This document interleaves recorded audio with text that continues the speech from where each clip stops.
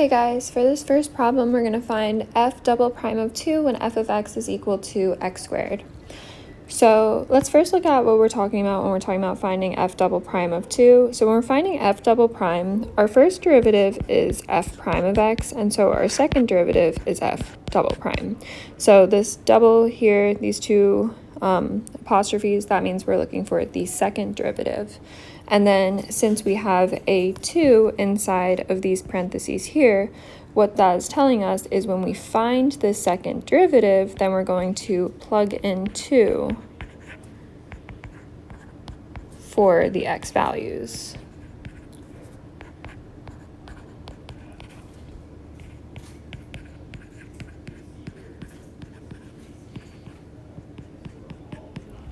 And so that is going to be the last step that we're going to do in the equation is plugging that 2 in for our x values once we have our f double prime. And our first step is going to be taking your derivative of your f of x or your f prime of x. And then your second step is going to be finding your f double prime of x. And then we can say that this is your third step, is plugging in 2 once you have the value of your f double prime of x. So for step 1, we are taking the derivative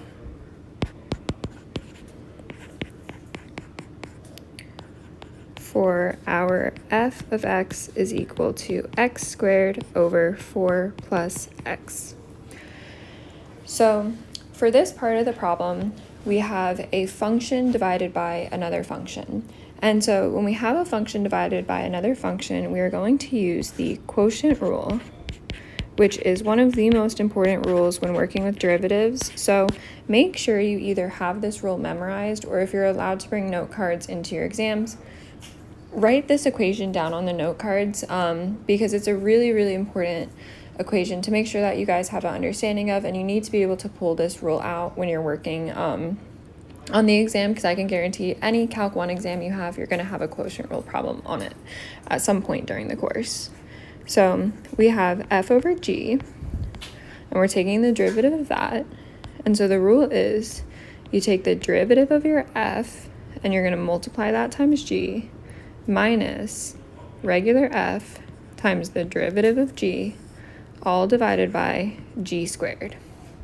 And so now we can call this x squared our f, and then this 4 plus x our g. So x squared is our f function, and 4 plus x is our g function. So now let's take our f and our g, and then take those derivatives and plug it into our quotient rule. So if our f is equal to x squared, our f prime is going to be 2x. And then if our g is equal to 4 plus x, then our g prime is going to be, well, 4 becomes a 0 because a constant goes to 0 when we're talking about the derivative, and then x is just going to become 1. So we're going to have f is equal to x squared, f derivative is 2x, g is 4 plus x, and g derivative is 1.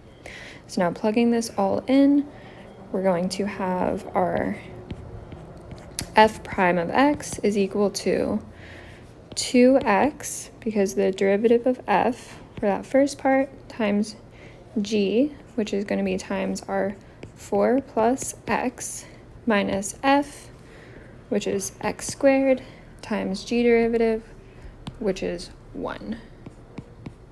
And then this is all divided by our regular g, not a derivative, squared, which is 4 plus x squared.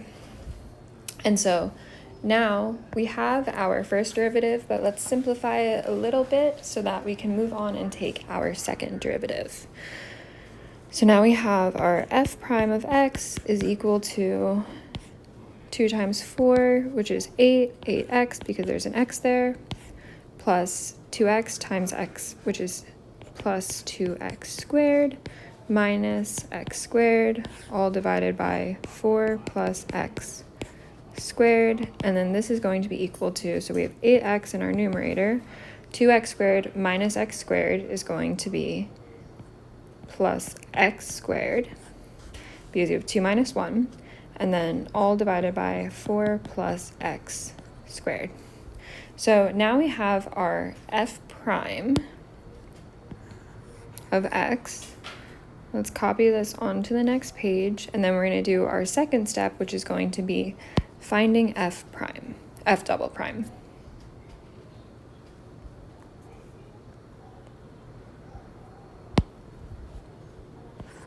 So our f of x again is our f prime is 8x plus x squared over 4 plus x squared, and then we are going to find f double prime of x. So again, let's use the quotient rule for this because we have a function divided by another function. This is a function here in the numerator, and this is a function here in the denominator. So again, when we have a rational function, which is a function divided by another function, we are going to use the quotient rule when we're talking about the derivative. So we have this f prime times g minus f times g prime, all divided by g squared. So our first equation, Chopper. Sorry, my cat is he's meowing. My roommates are in meetings. Okay, so our f is equal to this equation here in the numerator, which is 8x plus x squared. And then our f derivative is equal to, so the derivative of 8x is just going to be 8 plus the derivative of x squared, which is going to be 2x. And then our g, which is 4 plus x squared, and then our g derivative, so we can use the chain rule to take our g derivative.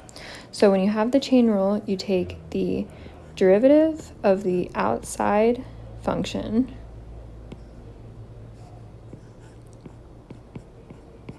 and then you multiply it times the derivative of your inside function. So our outside function is in parentheses, it would be u squared if we were doing a substitution. So let's say u is equal to 4 plus x, and so we're taking f derivative of u times the derivative of u.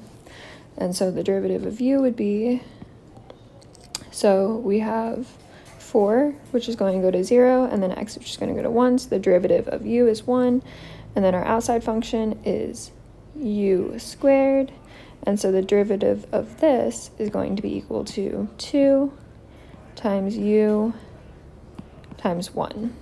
So we're going to have 2 times our u, which is 4 plus x, times 1, which is going to be just 2 times 4 plus x.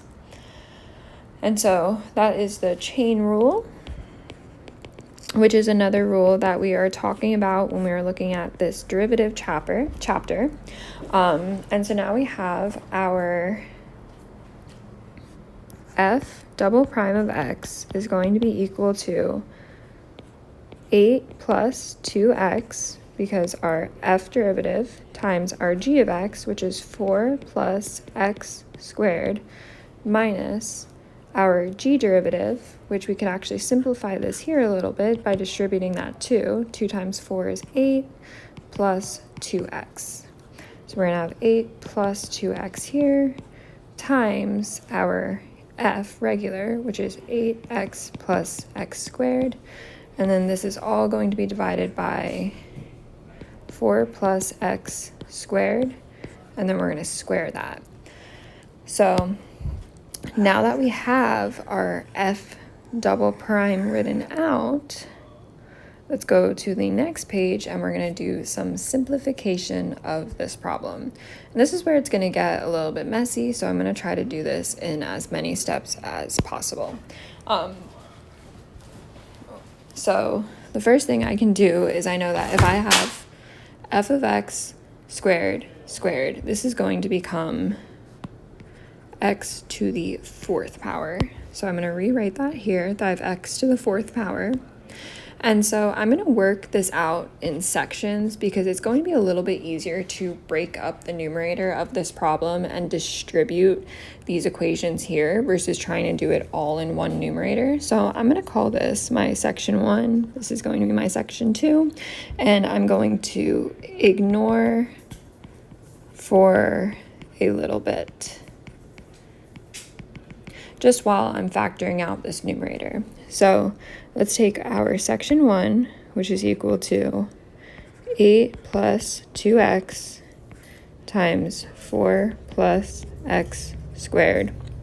And so I'm going to distribute this, and then I'm going to work on my section 2, and then I'm going to add everything in the numerator together, and then that's when we're going to look at our denominator with it as well.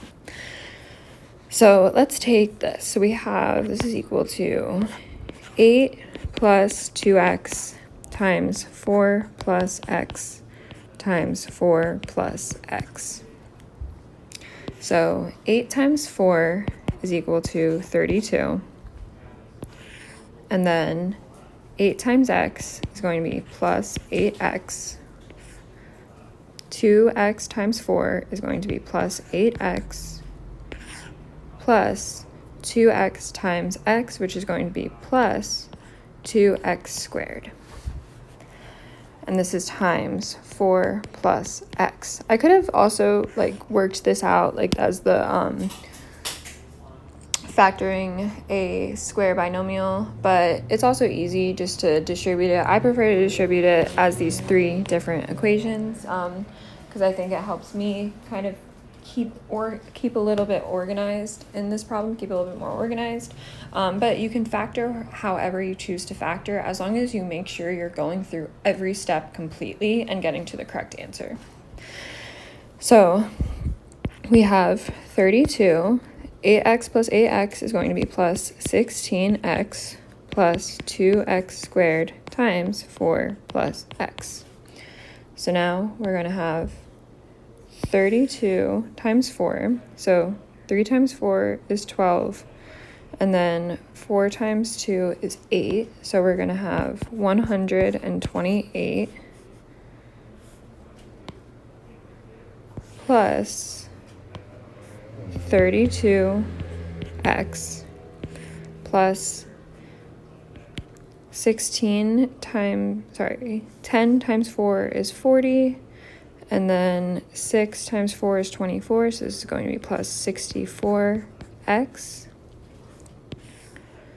plus 16x squared plus 8x squared plus 2x cubed. So hopefully that makes sense for this first section 1 of our numerator. We just take every single term and multiply it by everything in the parentheses, and so we end up with our section 1 is equal to 128. So let's combine our like terms. 32 plus 16 is going to be plus 96x, I believe. And then 16 plus 8 is going to be plus 24x squared plus 2x cubed. So this is our section 1. So now let's look at our section 2, which is this 8 plus 2x is 8 plus 2x times 8x plus x squared. So now we have 8 times 8, which is 64x plus 8x squared plus 16x squared plus 2x cubed. And so now we have 64x plus 24x squared plus 2x cubed. So let's copy this section 1 into our numerator. And again, the reason that I did it in this section 1 and this section 2 is just because I think for me personally, it helps me stay kind of organized when I'm working with in this numerator. There's a lot of factoring and there's a lot of moving parts in it. So I think it's really helpful to break that numerator down into 2 different sections so that I can really work through and make sure I'm staying on track of my terms, because that's going to be the most important thing for the numerator of this problem, because again, there's so many moving parts in it. And this is all over 4 plus x to the 4th. Okay, so now let's see if we can cancel out some terms. So in this numerator, we have f double prime of x is equal to 128 plus 96x plus 24x squared plus 2x cubed minus 64x minus 24x squared, because remember, this negative is going to get distributed to each one of these terms, minus 2x cubed, all divided by 4 plus x to the 4th power. All right, so let's see what cancels out here. So we have a positive 24x squared and a negative 24x squared. These are going to cancel out. We have a positive 2x cubed and a negative 2x cubed. These are going to cancel out. And then we're going to have a 96x minus 64x, which should be 32x.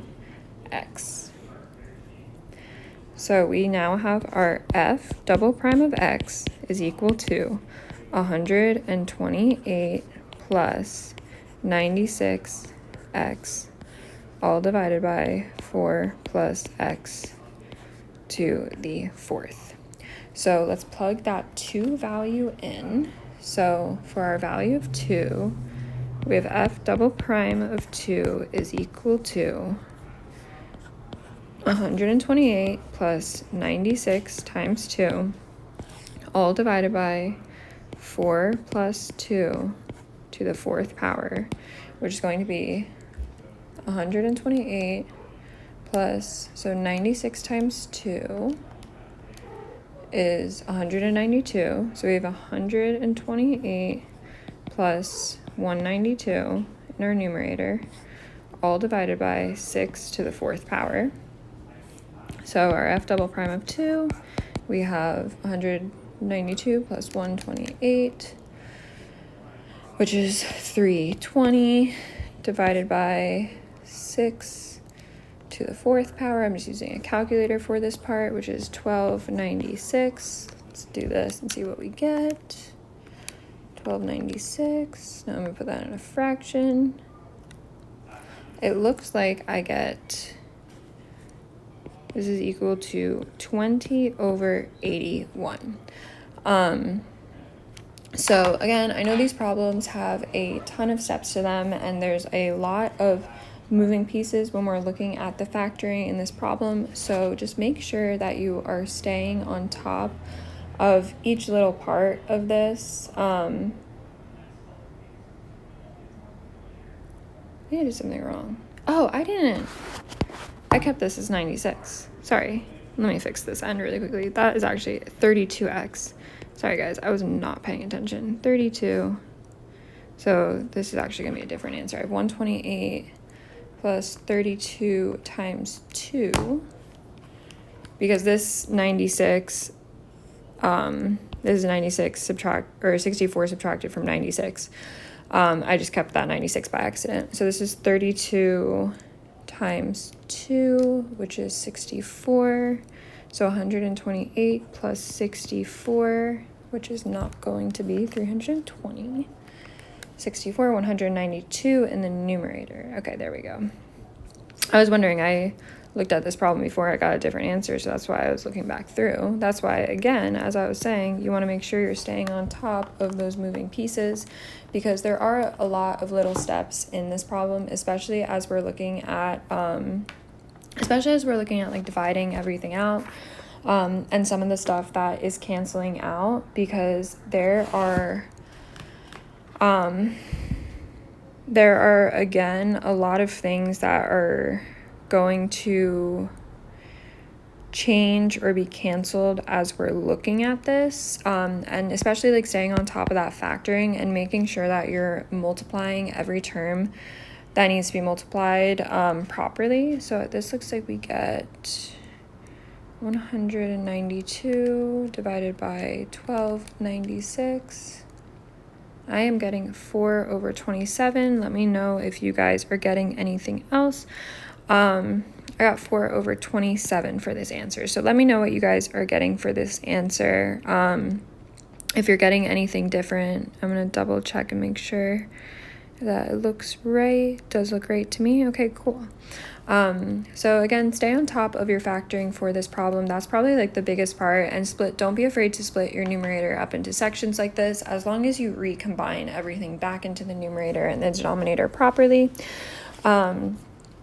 These problems, I think the trickiest part of them is just making sure you're staying on top of all of your algebra and your factoring, because it can get hairy pretty quickly. Let me know if you guys have any other questions.